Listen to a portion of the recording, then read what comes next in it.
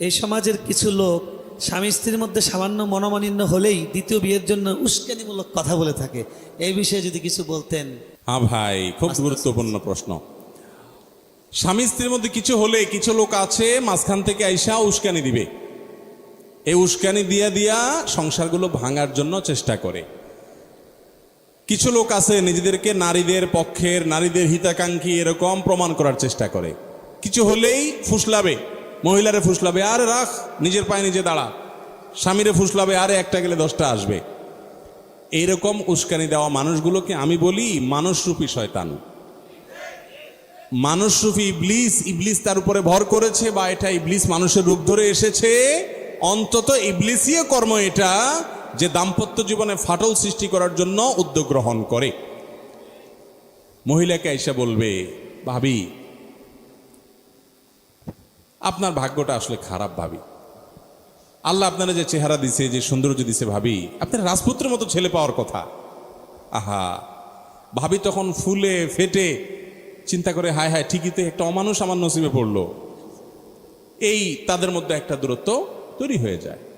আবার ছেলেকে দেখা গেল কেউ বলল যে, ভাই আপনার মতো এরকম রাজপুত্রের মতো চেহারা, মাশাআল্লাহ, কোনটা আপনার নাই? কিন্তু ভাবি আসলে আপনার কেয়ার করে না। হা ভাইরা আমার, এই জন্য নবী করিম সাল্লাল্লাহু আলাইহি সাল্লাম বলেছেন যে মহিলাদের যে গুণ বৈশিষ্ট্য, কোন পুরুষ যেন তার বউয়ের গুণ বৈশিষ্ট্য এগুলো অন্য পুরুষের কাছে গাল গল্প না দিয়ে বেড়ায়। অনেক পুরুষ আছে এমনভাবে গল্প দেয় বউয়ের ব্যাপারে, মনে হয় যে সে সুখের মহাসমুদ্রে আছে, আসলে বাসা সারাদিন চুলাচুলি হয়। বুঝেন নাই কথা? বেকুব পুরুষ যারা, তারা এটা শুনে এবার নিজের বউর ব্যাপারে মন খারাপ করে, হায় হায়, তাহলে আমারটা কি? এর বউ বলে এত তরকারি রাঁধতে পারে, এত আইটেমে ফিটা বানাতে পারে, হান করতে পারে, তান করতে পারে, আমারটা আর কি জানে?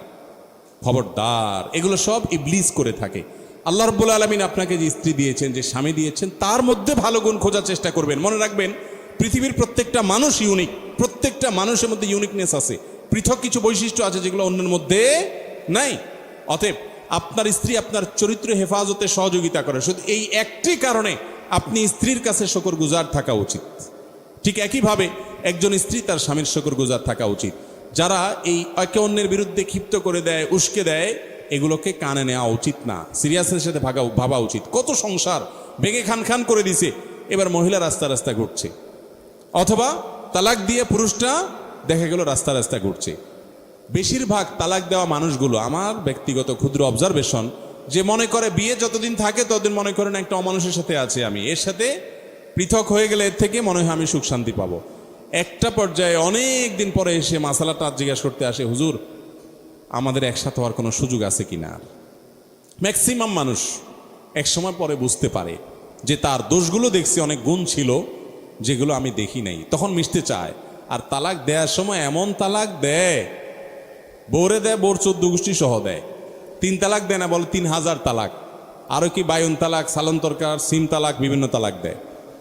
তো এই সমস্ত তালাক দেওয়ার ক্ষেত্রে সুন্নাহ ফলো না করার কারণে আর নেয়ার সুযোগও অনেক সময় থাকে না। আল্লাহ আমাদেরকে হেদায়েত দান করুন।